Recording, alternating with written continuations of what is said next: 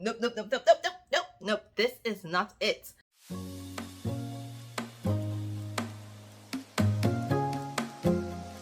Hi, wonderful people, and welcome back to my channel, Book Craves. I'm Giselle. How are you? What's up? What is this scene? What have you been reading? What was your July like? Like, what books did you read in July? Because I had another great month. Most of the books that I read, I thoroughly enjoyed. And those that I didn't enjoy, it just had like one or two things in it that I personally didn't like, but it's not to say that it wasn't a good book, okay? So in the month of July, I read 22 books, and let us get into these books. It's 22 books. It's 22 books. So for this weekly wrap up, I am going to be splitting this video into two because it's so many books. So let's get started. First of all, these were the last books that I read in the month of July. Yes. The Kingmaker and the Rebel King by Kennedy Rayne. They are phenomenal. But listen, speechless, exceptional story. Was there anything that I did not like in either book? No. This is a duet. It is also an interracial romance between a Native American or Indian American and a white man. And the way that they met, y'all. So Linux and Maxim, they met at a pipeline protest, but they were there for different reasons. First of all, Linux, she is there because she's protesting against the laying of pipelines, and Maxim is there because his father wants him to see the vision for the company. Linux, she is an activist, and she is there to bring awareness about Indian rights and the taking away of their lands and all of that good stuff. Maxim, he's a son of a billionaire. His family has made their wealth off of the land and oil, and he has a total different vision from what his father envisions for him. This is a story of strength, endurance, internal wars, understanding privilege. You have things like intersectionality being dealt with, as well as positionality as well, just because they are on totally different spectrum, totally different sides of society. So with that chance encounter at their protest and them being arrested, Maxim really connected with Linux. Like, from the time they met, and she said she was 17. He's like, oh, no, jail B. He's like, I'm already in jail for protests. I'm not going to jail for something else, right? Fast forward, they meet up maybe like 4 years after, and they really hit it off. Their relationship was blooming, everything was going good, and then his secret came out. And she wanted nothing to do with him. Fast forward, he's like, listen, I've given you time to build your career. I am ready for you. And he steps back into her life and he's like, no, I don't care. We are doing this. Like, this is such an amazing, amazing story. I absolutely love Lynette's strength. I adore her moral compass and her ability to overcome adversity. When this is a powerful story, yes, you have good spice. Like, this is the spiciest book that I've read by Kennedy Rayne. But besides that, I focus on the story and the characters, and I got that in this book, in this duet. Listen, I didn't even know that this next book that I'm going to talk about was going to be released in July.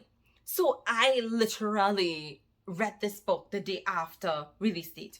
So The Box by Kita Kendrick. This is book 3 in the Smoke and Fire series, and I think this is my favorite of the series, to be quite honest. So in this book, we meet Yala, and she is a top agent. So they work for this agency that investigates paranormal, supernatural activity. They are like the police, I should say. And so she gets called in to the medical examiner's office. And behold, she sees the torso of someone in a glass box. But the strange thing is, the torso is still alive. And then they receive this note that says they're going to send the other parts of the body and that the person can live. They just need to remain in the box. I was quickly absorbed into this story, into this plot. I was stunned. I was speechless. I was like, my eyes were bugging out. I'm like, what is this? And there's other crazy stuff happening. And things get weirder and weirder and weirder the more you go into that book. You're like, okay, this is it. No, nope, nope, nope, nope, nope, nope, nope, nope. This is not it. Because the person that is doing it wasn't the person at all that I expected. Like, I personally didn't see it coming. I don't know if you would see it from a mile away, but I absolutely love the plot and I love the concept of the glass box. Yes, this is a paranormal romance. Yala, she meets Kevin. They meet, but how they met, it was good. But it was crazy too. It was weird too. Because Yala started off as a man. She goes into the bathroom as a man, and Kevin is like, okay, we'll help out each other. We are both agents. And then she comes out as a woman. He's like, where's Chris? Where's Chris? Like, he's stunned. This book, it had me engrossed. I was thoroughly absorbed into this book. This is definitely a slow burn. And slow burn what? Where? How? Like, I didn't even care for that. The story was it for me. So this next book, I had such high expectations from this author. So I read the Mixtape by Brittainy, and I usually cry. I usually bawl my eyes out when I read her book. This wasn't the case. Yes, this book is definitely tear-jerking, but I didn't have like tears, which is what I've grown accustomed to when reading her book. So the Mixtape, it is a Black love romance. I didn't expect that, which is cool, which is fine because I enjoy Black romances. Anyhow, so in this book we meet Emery and Oliver. Emery, she's a single mom. She gave up her dream to take care of her daughter, and she's just having a really hard time putting food on the table, keeping the lights on, keeping the heat on. And then we have Oliver. Oliver, he is dealing with death and grief. He is a celebrity musician. His brother died, and now he's having a very difficult time. And then his girlfriend, you know, I don't love them. His girlfriend at the time, she is so insensitive. She is so self-absorbed. And I'm like, I couldn't. I'm like, Oliver, you need to get rid of this girl. Oliver, you need to get rid of this girl because she's not good for you. And they have this meeting where Emery, she's doing her job, working at a bar. Oliver is supposed to be performing. He didn't perform. He didn't show up. He's at the same bar that she's working at, drinking, completely oblivious to the fact that thousands of people came to see him, paid money to see him perform, and he's drunk, like drunk. And so she rescues him because he's so drunk, he stands up to this guy that will just smack him down, and she rescues him. And that is the beginning of their relationship, of their friendship. And they're both able to heal each other. I should say Emery, she's able to help him get on the path of healing, and he was able to help her out with a certain situation that she found herself in. Because let me just say, family sometimes isn't what they're cut out to be. This book, the Mixtape, it is a slow burn, and it's not very spicy as usual. Her books are never really spicy. I did read one back in April, and that gave me some spice, but not so much this one. This is another favorite read for me for the month of July. Only for 1 week by Natasha Bishop. Listen, this was on my TBR. I told you guys I was going to read it. Y'all doubt me. Like, when I do my TBR videos, y'all need to pay attention because I read most or some of those books that I put on my TBR, okay? So, only for 1 week, it is a story. It is a Black love romance. And the blurb for this book, it doesn't give much away to begin. So, this book starts off with a bridal party going to Tulum, Mexico, ahead of the wedding so that they can, bond and do various activities, okay? And we meet Janelle and Rome. Janelle is the bridemaid and Rome is the best man, respectively. Janelle's sister, right? Janelle's sister is getting married to her ex. But Rome had seen Janelle, was interested in Janelle, but at the time when he saw her, he didn't realize that his best friend was actually dating her. So they're spending some time there, they're getting to know each other, and Rome realizes, yo, Janelle, who's taking care of you? Like, your sister is giving you so much stress. Who's taking care of you? I'm like, I can take care of you. That's Rome. I can take care of you. And so they come up with this plan where they'll hook up for 1 week. Turns out that 1 week wasn't enough for Rome. And he's like, listen, nope. I'm going to find a way to extend this time because this week is not enough for me. Rome romances Janelle on this trip. He makes her step out and he really empowers her to do something that she should have done years ago. I absolutely love the book. The spice in this book is good. It's good. I love it. But the story is balanced. And once I get that balance, I'm happy.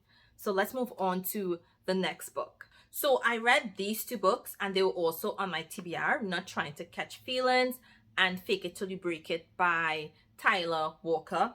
These were okay read, nothing spectacular, nothing really stood out for me. They are both fake marriage relationships. So in book 1, Fake It Till You Break It, we meet Josephine and Aiden.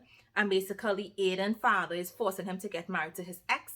He doesn't want to get married to his ex. He sees Josephine. They had like 2 interaction, and he gives her a proposition. Josephine, she has mountain medical bills because of her mom, and her business or their family business is going through some things. And she's like, you know what? She takes him up. Turns out their secret no longer became a secret because his ex was unrelenting and then not trying to catch feelings. In this book, we have Monroe and Tyla. Monroe, she is part of a matchmaking business. Tyla, his grandfather gave him an ultimatum, get married or you don't get your inheritance. So he goes to the company trying to find someone, to help with this matchmaking. Turns out Monroe is there. He sees her. Monroe is his ex. And he's like, you know what? I've always wanted you. He gives her a proposition and the rest is history. You have this fake marriage, but feelings come into play in this one. Which one did I enjoy more? I would say Not Trying to Catch Feelings, and this is book 5 in the series. I just enjoy that more because yes, it's a fast-paced book, but because they had history, I was able to enjoy the characters more as opposed to strangers going into this fake relationship. So I read this novella, The Family Man by Katie Adler, and I absolutely loved it. It's another one of my favorite reads for July. It's a rom-com and I just enjoyed it. It was just fun to read. So in this book, we meet Sage and Zach. Sage, she is well organized. She's put together. She has OCD and she's just living a peaceful life. And then Zach moves into the neighborhood and it's loud music, banging, and she's just totally annoyed with him. On top of that, he has ladies coming and going. Zach, his life is in an uproar because all of a sudden he becomes a dad of twins and he has no idea about what he's going to do. He's in total shock. He's like, what am I supposed to do with twins? He is a chef and he's accustomed to being on his own. So yes, they're neighbors. They have this doo-doo or poo-poo run-in or encounter that had me laughing. But here's the thing for me with this particular book, right? Zach, unfortunately, had a fling with a psycho, with a crazy woman. Because this woman started to show up at this man's place of business, showed up in his home, and started to personally attack Sage. This book, it has some nice drama, it has lovely spice, it has a nice sisterhood, and I cannot wait for the other books in this series. This next book was very unexpected. Like, I was like, listen, this wasn't even on my radar. I read book 1 in this series in June, early June, or in May. I read it, and it just wasn't on my radar. And so I saw a TikTok video, and I'm like, Giselle, time to read book 2. Giselle, time to read book 2. Now, it is possible to read this as a standalone, but I would not recommend reading it as a standalone just because certain things happen in book 1, and because of that, you have certain situations coming or happening in book 2. So it's kind of related. So if you don't know what happened in book 1, you might be thrown off in book 2. So Lotus Flower Bomb is an interracial romance with an Asian guy and a Black African American. And Flower, that is her name, she is the invisible force behind Creative Chaos. That they are a band very well known in the music industry. They are just like blowing up internationally. They are rappers, musicians, as well as producers in the business, in the music business. So she decides, you know what, I need a little break. So she goes to Japan because she has 2 friends there. She meets Achiru, this business Mongol in Japan, and he is taken with her. He asks her out on a date, and she's like, you know what, I'm here to have fun. And then he gives her a proposal, you know, a nice arrangement for while she is in Japan. And she's like, you know what do I have to lose?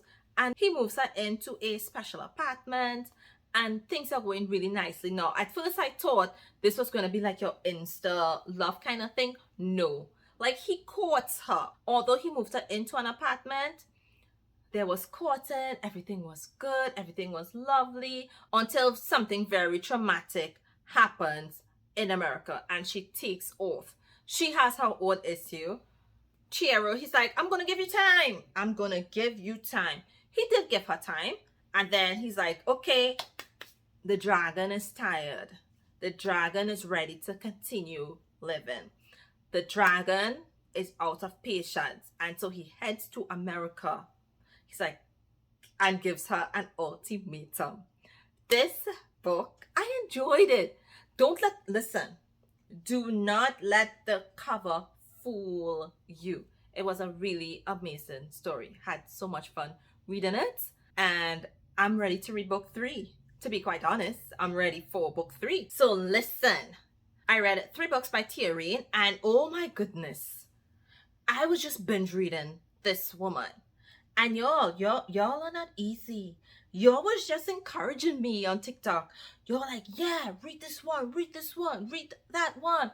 Listen, all her books are amazing. Well, the ones that I've read so far are amazing. So I recommended her books in another video. And let me just say, go check out that video if you have not seen it. So I read Lilly. Lilly is an interracial paranormal romance. Black woman, white guy. All her books are black woman and white guy. These books anyway. And in Lilly and Assassin, they had an encounter when Lilly was around 6 years old. Innocent, he somehow became very protective over her. And so he kept protecting her. He kept watching over her. Nothing psycho or anything like that. He genuinely cared for her in that type of way. Turns out, Lilly, she's sweet, she's innocent. Fast forward 15 years where she's an adult, she meets this guy, helps him, rescue him. And because she is innocent, she's always being teased upon by her friend. She gives up her V-card to this guy. Randomly, she just gave up her V-card. And you might be thinking, oh, what, just like that? But you have to read the book because I'm not going to give you everything. I'm not going to give you everything, right? And so she gets pregnant. On top of that, people from Assassin's world, they want to kill her. So while he's there looking over her, and he's like, you know what? It's been 15 years. I need to stop doing this. It's a good thing he didn't, because he was right there to protect from witches. In this book, you have various paranormal beings, supernatural beings. It's crazy. It is such a complex story. Now, the book is thick, 732 pages or 30 pages. So it is thick, but it was also 5 books, and now it's 5 books in one. The story is so complex. It's all about Lilly making this one decision that could change many lives, that could change so many different lives.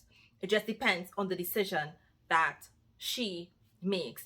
And the thing is, when Assassin takes her from the earthly layer into his layer, it's like the person that got her pregnant wants to claim her. The Dark King wants to claim her. Assassin, he wants to protect her, but he's just an assassin. Can he really claim her? So it was good. It was good.